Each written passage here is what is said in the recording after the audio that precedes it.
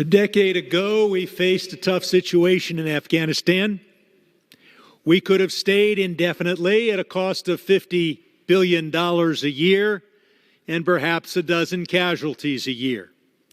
But then Donald Trump promised the American people that we would withdraw, and that at that point, it was no longer a possibility that America would remain indefinitely.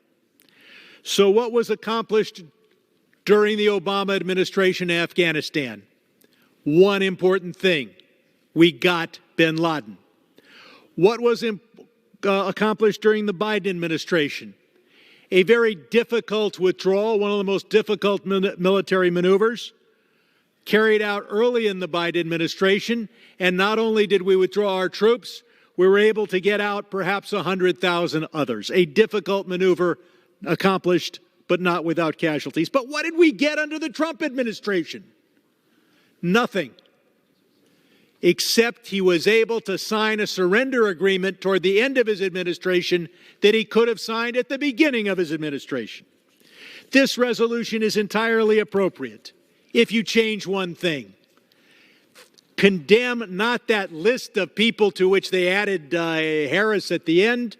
Condemn one man, Donald J. Trump, because during his presidency, 63 Americans died in Afghanistan. 57 of them returned to dignified return ceremonies that Donald Trump was too busy to attend. He was busy golfing instead.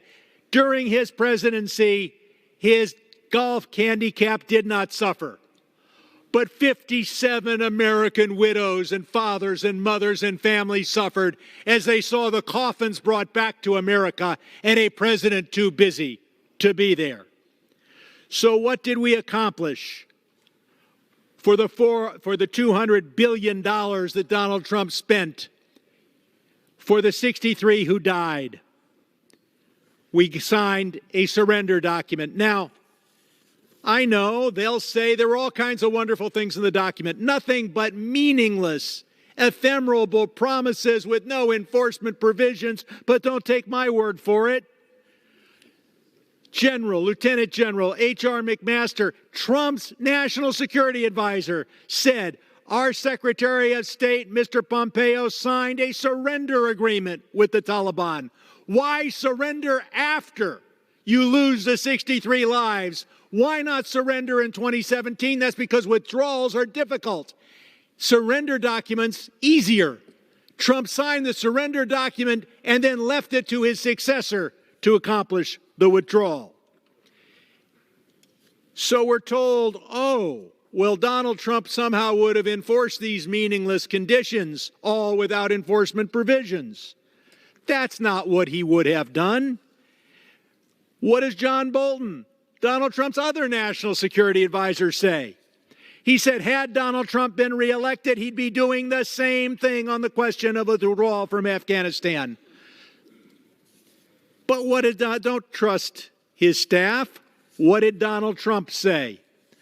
Donald Trump said in October of 2020, after the 5,000 Taliban fighters had been released because of Donald Trump's decision, he said, without any of the conditions having been met, that he would have all those troops home by Christmas 2020. Those conditions were meaningless. They were meaningless to Donald Trump. They were meaningless to his national security advisor.